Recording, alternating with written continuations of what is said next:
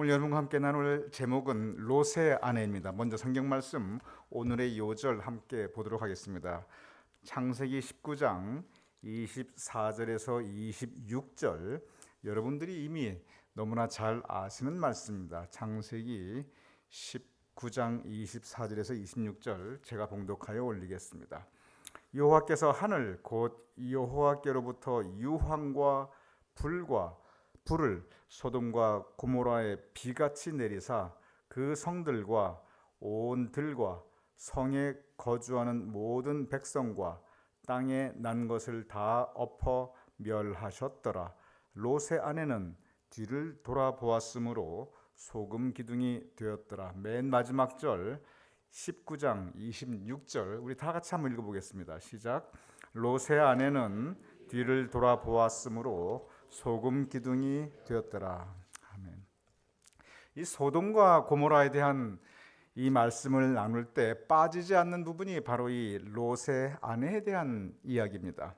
여러분께서 어렸을 때부터 신앙생활 하신 분들, 이 소돔과 고모라에 대한 말씀을 나눌 때 항상 롯의 아내, 소금 기둥이 된 롯의 아내에 대해서 여러분께서 가르침을 받았을 것입니다. 한번 롯의 아내의 입장에서 한번 생각해 보시기 바랍니다. 도망가다가 한번 뒤돌아보았기로서니, 아니 그 뒤돌아볼 수도 있지, 거기가 내가 살던 곳인데 거기에 내 집도 있고, 보니까 딸들의 약혼자들 사위들도 거기 있었어요. 하나님께서 사위들도 같이 가라 그러셨는데 사위들이 우리는 안 간다, 그 넌센스 믿지 않고 사위들은 안 갔어요. 그러니 거기에 딸들 시집 보내려고 했던 사위들도 거기 있지, 사돈들도 거기 있지. 한번 뒤돌아볼 만도 합니다. 한번 뒤돌아보았기로서니, 뒤돌아볼 수도 있는 건데 그걸 가지고 하나님께서 소금 기둥으로 만들고, 롯의 아내 입장에서 보면은 상당히 억울할 만도 합니다. 그리고 한번 끝난 것도 아니고 두고 소돔 고모라 얘기 나올 때마다 롯의 아내는 지금까지 욕먹고 있습니다. 그리고 이스라엘 성지순례 가면은 그 사해바다의 별 지나갈 때, 제가 지난번도 말씀드렸습니다만 거기 온통 다 이 소금산들입니다. 그런데 정말 사람 형상을 한 소금 기둥이 실제로 있어요. 그래서 가이드가, 우리가 그때 버스 타고 빨리 지나갔는데 저 부분에 저게 롯의 아내 변한 소금 기둥입니다. 근데 나중에 이렇게 검색하고 사진으로 보면 정말 사람 비슷한 형상을 한 그 소금 기둥이, 물론 이제 빛깔은 시커매요. 하지만 실제 소금 기둥이에요. 이렇게 이 사해바다를 바라보는 모습으로 지금도 서 있습니다. 뭐 정말 그게 롯의 아내가 변한 소금 기둥인지 그것까지는 모르겠어요. 그런데 성경 말씀에 분명히 롯의 아내가 이렇게 한번 뒤돌아본 거 가지고 소금 기둥이 되어서 지금도 어리석은 여자의 대명사로서 우리에게 전해지고 있습니다. 한번 가만히 생각해 보시기 바랍니다. 죄 없이 살았는데 롯의 가족에 특별한 죄의 기록이 없어요. 그런데 소돔에 살았다는 그 이유 하나로 재산 다 잃어버리고, 그리고 목숨만 간신히 건지게 됩니다. 그러니 롯의 아내가 거기에 대해서 미련을 가졌을 만도 합니다. 그런데 다시 한번 생각해 보시기 바랍니다. 과연 이 롯의 아내와 그 가족의 문제가 무엇이었는지, 특별히 롯의 아내 뒤돌아본 것이 우리에게 무엇을 의미하는지 다시 한번 생각해 보시기 바랍니다. 우리가 언뜻 생각할 때는 롯의 아내가 그냥 죄 없이 살았는데 죄인들과 함께 있다가, 죄된 장소에 있다가 그냥 불벼락 맞을 뻔하다 그냥 목숨 망가졌다고 생각할 수 있습니다. 실지가 그렇습니다. 뭐 좋은 사람 곁에 있어야 되고, 또 좋은 사람과 사귀어야 되고, 이 좋은 장소에 있어야 됩니다. 여기서 좋은 장소에 있다는 것은 뭐 고급 동네를 말하는 것은 아닙니다. 좋은 사람들이 있는 곳, 또 그곳에 아름다운 교제가 있는 곳은 그것은 좋은 장소입니다. 그런데 다시 한번 생각해 보시기 바랍니다. 롯과 롯의 아내가 평생 신앙생활한 사람들입니다. 그런데 이 소돔이라는 동네가, 거기에 성경에 보면은 죄악이 관영하였는데 거기에 죄인들이 가득 차 있고, 거기 사는 사람들이 하나님 앞에 선한 사람들이 아니고, 그리고 그 삶의 자리가 죄된 장소였다는 거, 그 과연 몰랐을까? 여러분이 한번 곰곰이 생각해 보시기 바랍니다. 롯이 생각이 없는 사람이 아니고 롯의 아내가 그거 생각이 없는 아주 어리석은 여자가 정말 아닐 텐데, 그 소돔이라는 그들의 삶의 자리가 죄인들로 가득 차 있고 죄된 장소라는 거 몰랐을 리 절대로 없습니다. 분명히 보았을 것입니다. 이 사람들이 악한 사람들이구나. 분명히 알았을 것입니다. 여기가 죄된 장소이구나. 그런데 거기에서 뿌리 내리고 살았습니다. 왜 그랬을까요? 거기에 이유가 있습니다. 그 이유는 소돔이 풍요한 곳이었기 때문에 그렇습니다. 소돔에 살면 물질의 욕심을 이룰 수가 있었고, 거기에서 부유하게 살 수 있었고, 거기에 쾌락이 있었습니다. 즉 세상의 욕심을 이룰 수 있는 곳, 내가 편하게 살 수 있고 잘 살게 살 수 있고 내가 원하는 것 얼마든지 욕망을 채울 수 있는 곳, 그곳이 바로 소돔이었습니다. 롯과 롯의 아내 그 가족은 그의 편승에서 살았습니다.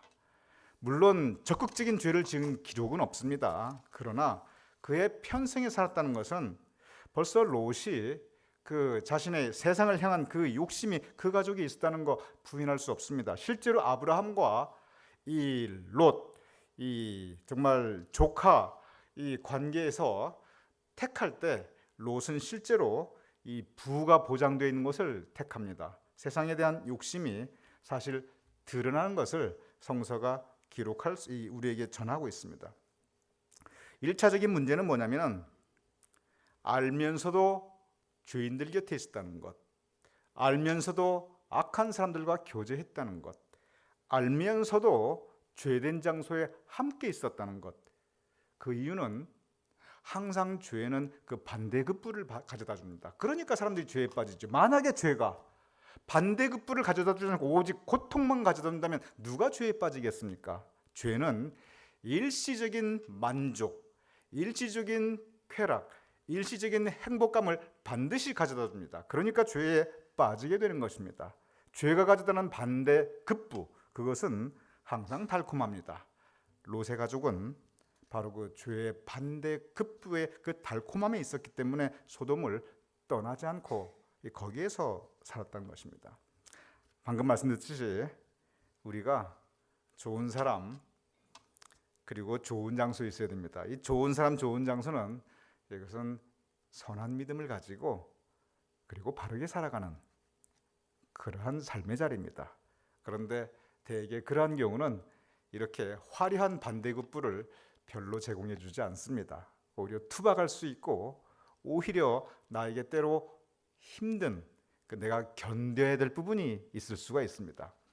때로 내가 힘들고 때로 투박하고 거칠다 할지라도 그러나 그곳이 선한 삶의 자리이면 그것에 머물러 있어야 됩니다. 1차적으로 우리는 롯의 가족이 소돔에 머물러 있었다는 것, 한번 신앙적으로 경계의 이 타산지석에 교훈을 가질 필요가 있습니다. 오늘 본문으로 들어가 보겠습니다. 롯의 아내가 뒤돌아보았습니다. 그러면 여러분 한번 생각해 보시기 바랍니다. 왜 뒤돌아보았을까요? 이 부분에 우리 많은 이 성경 공부와 말씀의 묵상이 지어집니다. 롯의 아내가 왜 뒤돌아보았을까? 많은 이야기가 가능합니다. 성경에 구체적으로 왜 돌아보았다 그런 얘기는 없습니다. 그런데 왜 돌아보았을까? 여기에 대해서 우리가 한번 생각해 볼 필요가 있습니다.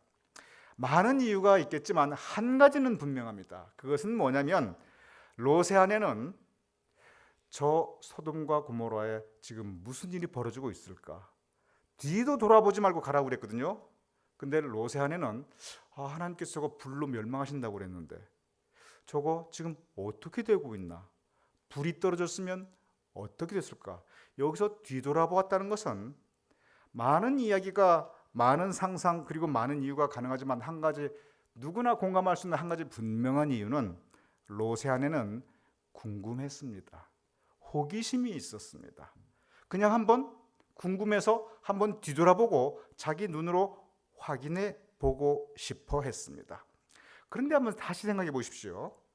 이미 알고 있었습니다. 왜 도망갑니까? 도망가다가 그 중간에 뒤돌아봤는데 지금 거기는 불이 떨어져 하나님께서 심판하시는 곳이기에, 거기는 멸망하는 곳이기에 빨리 가라고 그랬습니다. 그러면 안 보아도 그곳은 이미 악한 모습 그리고 심판받는 모습입니다. 보아봐야 안 봐도 뻔한 것이 뭐냐면 그거 어차피 좋은 모습이 아닙니다.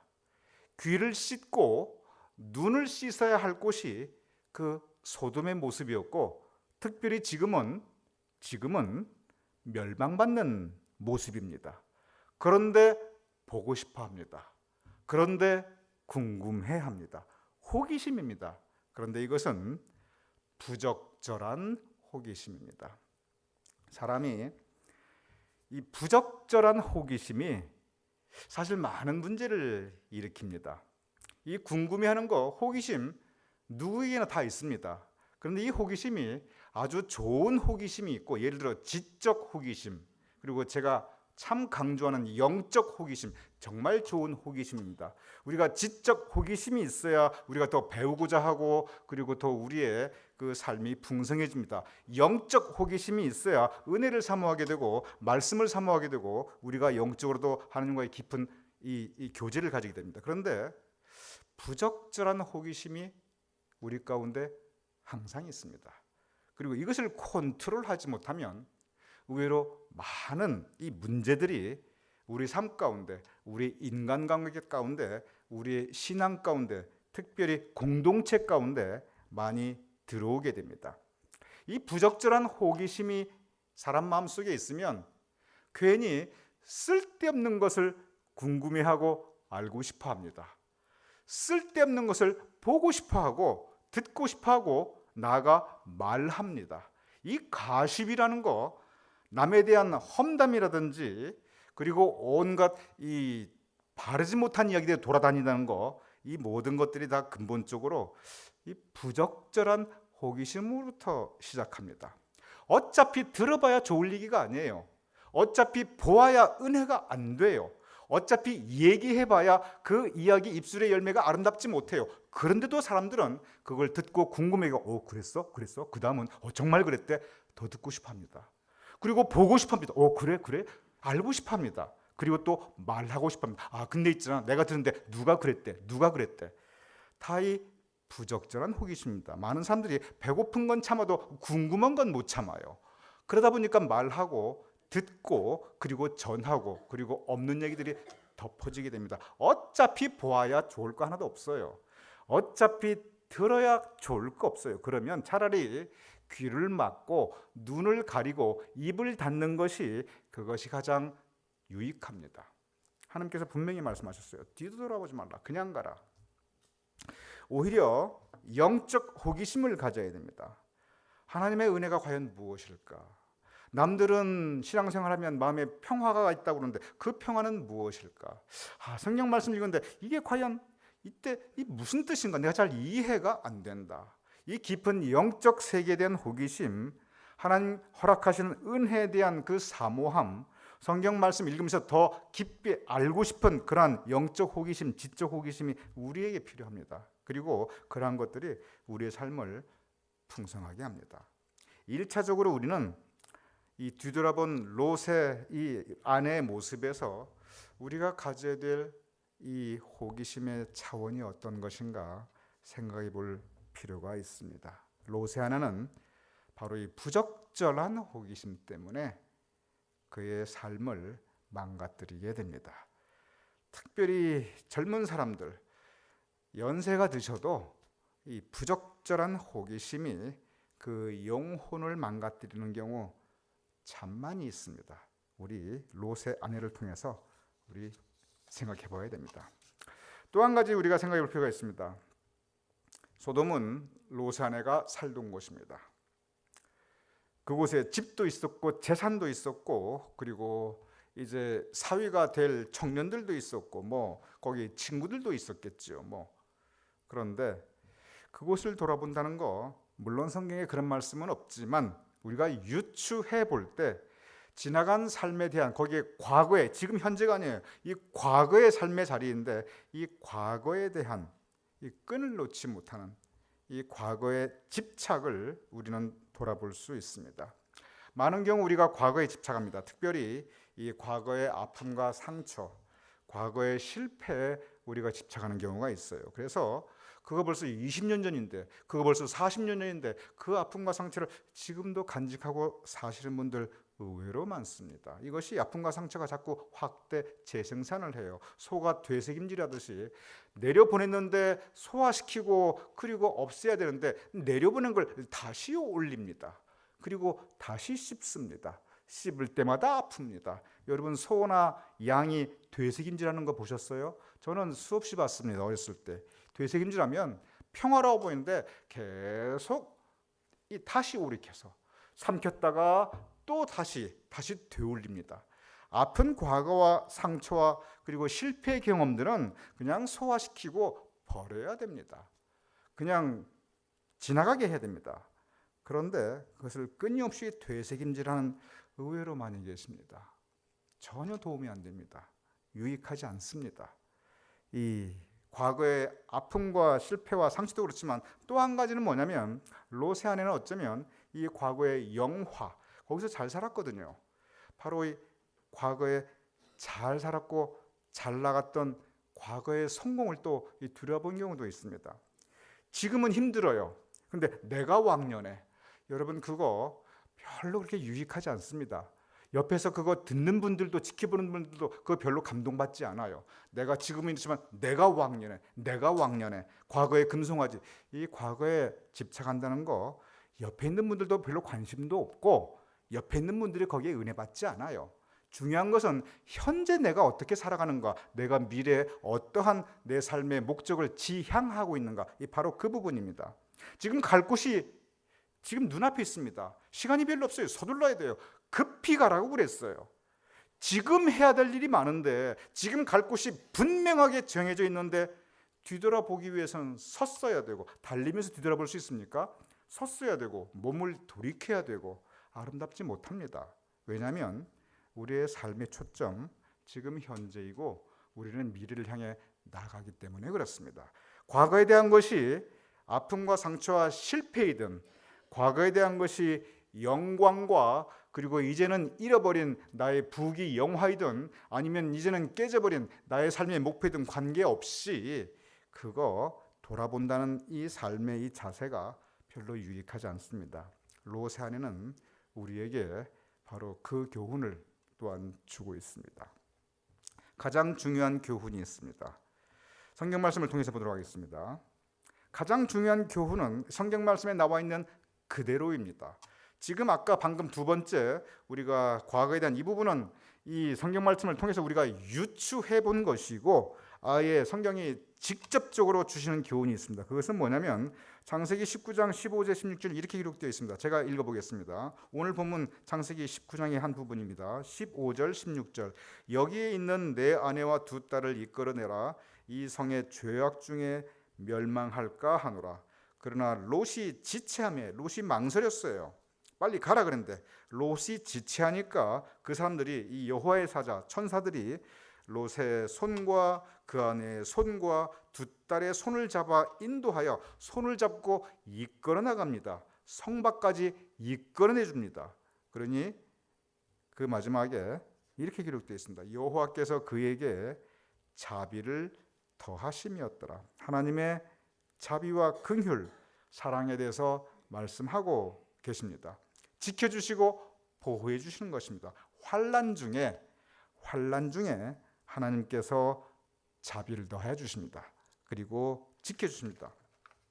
사실 돌아보면 여러분이나 저나 하나님의 이 자비와 환난이, 이 자비와 이 긍휼과 사랑이 있었기에 그래도 여기까지, 에베네셀의 하나님 여기까지 도우셨다. 하나님께서 여기까지 도우셨습니다. 하나님께서 여기까지 지켜주셨습니다. 오늘 이 말씀 보면은 하나님의 사자들이, 천사들이 손을 잡아 이끌입니다. 이 롯의 손과 그 아내의 손과 두 딸의 손을 잡아 성 밖으로 이끌어 인도해 주니 얼마나 바빴겠어요. 그런데 하나님께서 그들을 지켜주십니다. 그러면서 한 가지 명령을 주십니다. 바로 이 부분입니다. 19장 17절입니다. 바로 이어지는 그 명령의 말씀이, 그 사람들이 그들을 밖으로 이끌어낸 후에 이르되, 이제 명령합니다. 도망하여 생명을 보존하라. 돌아보거나 들에 머물지 말고 산으로 도망하여 멸망함을 면하라. 지금 긴박합니다. 하나님의 말씀이 여호와의 사자들입니다. 하나님의 천사들입니다. 즉 이들이 하는 말씀은 하나님의 말씀입니다. 대언자들입니다. 도망하여 생명을 보존하라. 급합니다. 하나님께서 서두르십니다. 그리고 돌아보거나 머물지 말고 산으로 도망하라. 분명히 말씀하셨습니다. 말씀하신 그 중에 한 가지가 돌아보지 말라는 겁니다. 롯의 아내의 그 실패는 무엇이냐면 말씀에 대한 불순종입니다. 때로 이 말씀이 우리의 본성과 대치될 때가 있습니다. 우리의 본성 궁금하지요. 부적절한 호기심도 많아요. 과거에 대한 미련도 많아요. 옛날 거 다시 들추어 보지요. 옛날 잘 살 때도 생각해보고, 아니면 옛날 힘들 때도 생각해보고, 옛날에 실패 때문에 아파보기도 하고, 옛날의 추억 때문에 그냥 내가 왕년엔 이런 자부심도 또 가져보기도 하고. 그런데 그것이 인간 우리들의 일반적인 본성인데, 하나님의 말씀은 돌아보지 말라, 바로 도망가라예요. 하나님의 말씀과 우리의 본성이 항상 같이 가면 신앙생활이 얼마나 쉽겠습니까?